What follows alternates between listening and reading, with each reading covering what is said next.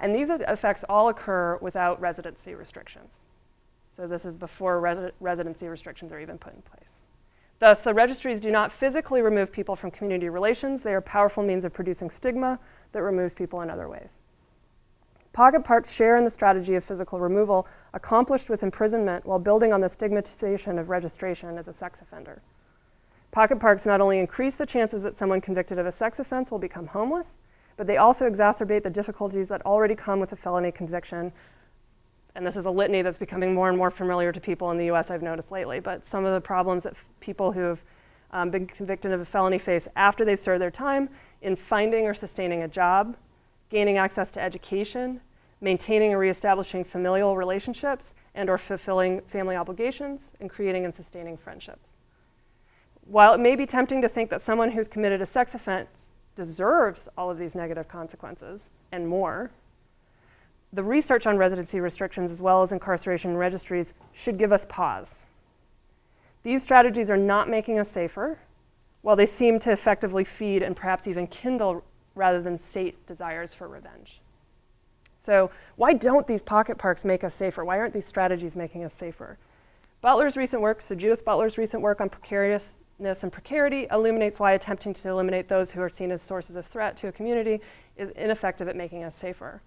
She writes, quote, "Loss and vulnerability seem to follow from our being socially constituted bodies, attached to others at risk of losing those attachments, exposed to others at risk of violence by virtue of that exposure," end quote. And so she sometimes talks about when somebody close to you has been harmed or dies, that we become beside ourselves. And this is, I think, captures well the way that other people constitute who we are. And when we lose them, we can lose part of ourselves. And that's what she's talking about here, the way that we're constituted by others, and that makes us vulnerable to others in good ways that we might cultivate in our lives, but also in ways that can cause us to be vulnerable to harm. Those attachments and this exposure arise from the bodily nature of our existence. Butler notes, quote, "This disposition of ourselves outside ourselves seems to follow from bodily life, from its vulnerability and its exposure." Thus, that's end quote. Thus, responses that seek to eliminate vulnerability seek to destroy something you can't destroy. We can't become invulnerable to one another. This futile attempt to eliminate the ineliminable vulnerabilities comes at a really heavy cost. We can see the vulnerability and exposure of bodily life perhaps most clearly when we consider infants and children. Infants and children clearly need others to care for them in order to survive, right? Like babies have to be hugged or they will fail to thrive, they will die. The nature of that care or its failures is not, however, predetermined. As Butler argues, quote, "To be a body is to be exposed to social crafting and form, and that is what makes the ontology of the body a social ontology," end quote.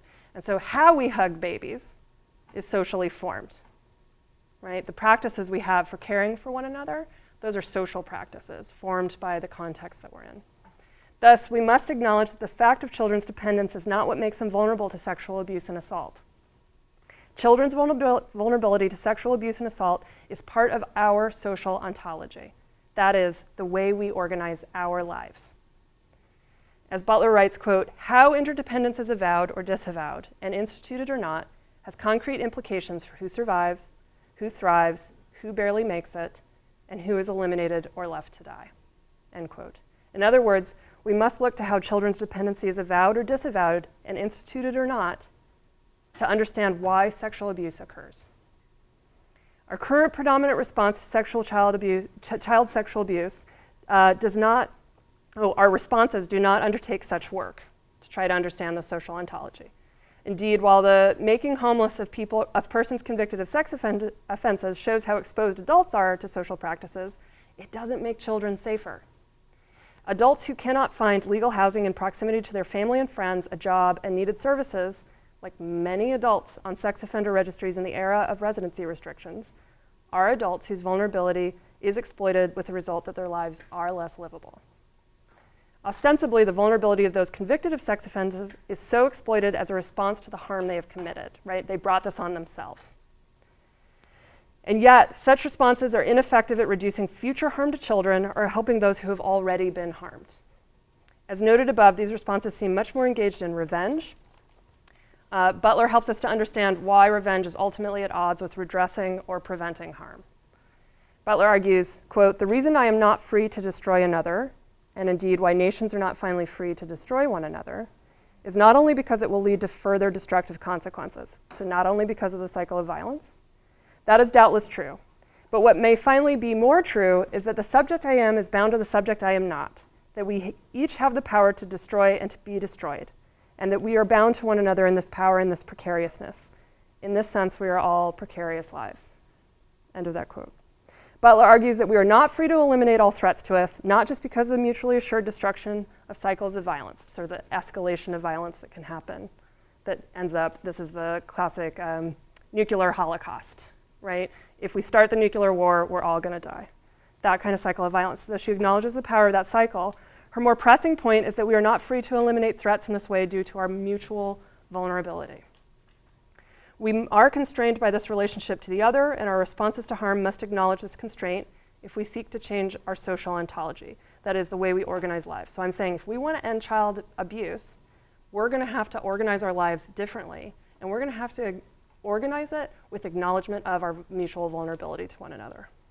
As difficult as it is, we must consider this mutual vulnerability in our responses to sexual abuse and assault if we wish to end such abuse and assault. And I do think this work is very, very difficult. I don't mean to make it seem like this will be easy work. The violence of denying shelter, for instance, to those convicted of sexual offenses, among other things needed to live, justified by the violence of the sexual offense, seeks to erase the very relationship of vulnerability to the other necessary for this violence to be carried out. That's kind of a complex thought, but essentially, by trying to eliminate people from the community by saying we will have no social ties with you, we're trying to deny the very thing that allowed the harm to happen in the first place. Yet such vulnerability can't be eliminated. It can only be organized. Thus, if we wish to eliminate child sexual abuse, we must stop trying to eliminate those who have committed such harms and start addressing the social ontology that perpetuates such harms. What are the conditions that allowed this to happen? Currently in the US, we often choose to focus punitively on the person responsible for the abuse, the perpetrator. That person is responsible for that harm, and they should be made to pay. In conversation with Levinas, so Emmanuel Levinas, another philosopher, and arising from her thinking about interdependency and vulnerability, Butler is thinking responsibility differently. And as Samuel Chambers and Terrell Carvel summarize, Butler would certainly say something like the following: I act, and my actions are somehow mine, but the conditions of my acting are never of my own making. Right? So you're acting in this room right now. It all relies on the institution of the university, on all of the norms and practices here. So you take an act here, it's your act, but it's in these conditions that you did not set up, right? You didn't design this room, you didn't design the university, any of that. Thus, one must surely be considered responsible for one's actions, but that sense of responsibility cannot be allowed to exhaust the meaning of responsibility. If we allow responsibility to comprehend our sense of responsibility, then we implicitly deny the truth of the claim that we did not create the conditions of our own acting. That's the end of their description of Butler. We see then on Butler's account not an evacuation of responsibility for the person who is harmed, but rather an acknowledgement, itself driven by acknowledgement of dependency and vulnerability, that our account of responsibility can't stop with just the one actor, the one person who's committed a harm. Responsibility must be thought in terms of our mutual susceptibility, for that is its wellspring on Butler's account. Responsibility actually comes from our mutual vulnerability to one another in what she's writing. So Butler's not denying that we can attempt revenge. She is denying that we can discharge our vulnerability, that we can make ourselves invulnerable to harm. Thus, Butler asks, quote, what might it mean to undergo violence, to insist upon not resolving grief and staunching vulnerability too quickly through a turn to violence, and to practice as an experiment in living otherwise, nonviolence, in an empathetically non-reciprocal response, end quote. Of course, this question becomes pressing only if de-escalating violence is our goal. In this vein, it is worth asking what other ends strategies like the pocket parks might be serving. For those ends may well be at cross purposes to the end of stopping child sexual abuse and assault, and we can talk about what other ends these kinds of strategies like incarceration might actually be meeting. So Generation 5, so now we set up the problem. There are some people who offer us a way forward, I think, and it's very exciting work that they're doing. If ending child sexual abuse and assault is our goal, by not turning to violence too quickly, exploiting the vulnerability of those convicted of sexual offenses, for instance, we can begin to understand why sexual offenses occur. That is, we can begin to understand how interdependency is avowed or disavowed and instituted or not, and how those avowals and institutions concretely shape who is vulnerable to sexual abuse and assault and who abuses and assaults. Butler proposes an experiment in living otherwise, one that may appear outrageous within a context that proliferates strategies like pocket parks, right? If we're used to thinking of incarceration as what will keep us safe, it probably sounds outrageous for me to stand here and say, we should probably stop incarcerating people, right? I acknowledge that. That is part of the reason that I analyze the work of Generation 5, who calls upon us to form collectivities that take up an experiment in responding otherwise to child sexual abuse. Generation 5 seeks transformative ways to respond to child sexual abuse that do not perpetuate violence or seek infinite retaliation.